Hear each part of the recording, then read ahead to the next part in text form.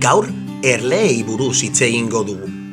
Askok, beldurra die erleei, baina oso gutxik dakite gure ingurumenerako zein garrantzitsuak diren.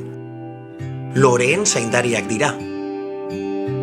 Horrez gain, ezti gozoa ere egiten dute. Adi egon, erleei buruz jakin beharreko guztia ikasiko dugu eta. Erleen etxea erlauntza deitzen da, eta bere barruan hexagono forma duten zulotxo txiki batzuk daude.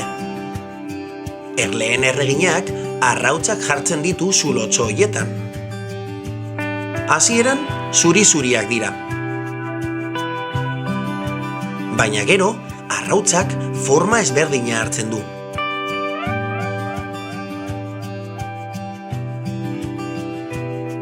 Eta denboratxo bat pasa eta gero, erleak jaio egiten dira. Erregin bakar batek arrautz pila bat jartzen ditu, eta horrela, erlauntza erlez beteta egoten da beti. Erregin erlea, erlauntzako erlerik handiena da.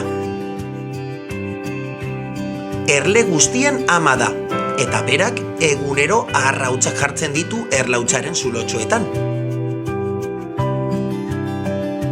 Beste erle mota bi daude, bilatzaileak eta langileak. Bilatzaileak lore eta nektar bila egoten dira egunero. Haien lana oso erraza da. Erlauntzatik ateratzen dira lore eder eta gozoen bila. Aurkitzen dituztenean, lorearen erdian jarri eta haien mihi luzearekin lorearen nektarra hartzen dute. Nektarra loreek duten urrantzeko bat da. Guk ezin dugu usaindu, baina erleek urrunetik usaintzen dute eta horrela aurkitzen dituzte lorerik onenak. Nektarra hartzen dutenean, erlauntzara bueltatzen dira eta beste erleei loreak non dauden esaten diete.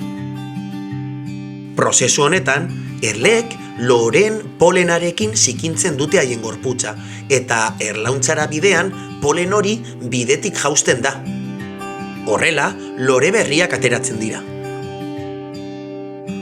Erlauntzaren barruan daudenean, nektarra zulotxoetan sartzen dute, eta zuloa beteta dagoenean, tapatu egiten dute ondo gordetzeko. Erle langileak erlauntzaz arduratzen dira. Egunero garbitu egiten dute eta zulo berriak egiten dituzte. Bi motatako erlauntzak daude, gizakeek sortzen dituztenak eta erleek basoan sortzen dituztenak.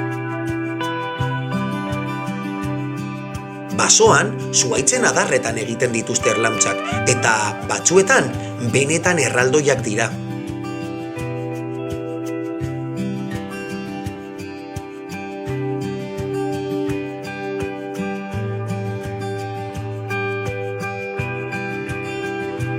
Erlezainek berriz tranpatxo bat egiten diete erleei. Kutxa batzuk hartu eta zuloak egiten dizkie. Erleek kutxa ikusten dutenean erlauntza dela uste dute eta bertan geratzen dira bizitzen. Horrela, errazagoa da guretzat eztia lortzea. Orain, eztia lortzeko prozesua ikusiko dugu.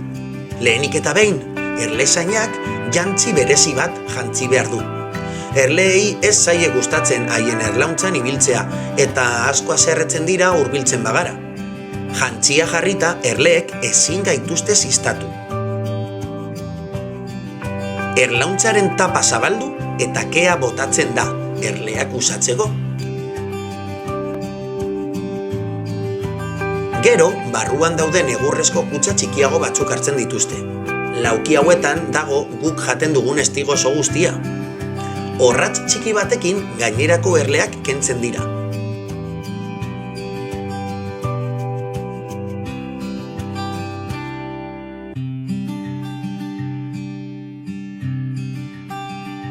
Ondoren, bueltak ematen dituen makina batean sartzen dira eta buelta pila bat eman eta gero eztia ateratzen da.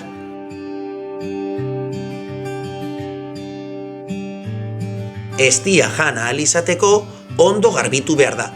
Horretarako, sare fin batetik pasatzen dugu garbi usteko.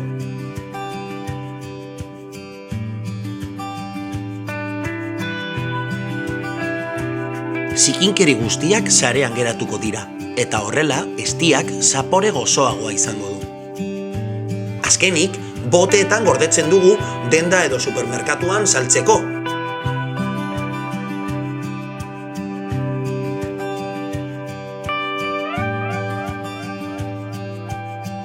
Jateko prest! Bueno, lagunak, hau izan da dena. Ziur nago erlei buruzko jakin beharreko guztia ikasi duzuela. Ondo jarraitu eta lastera arte!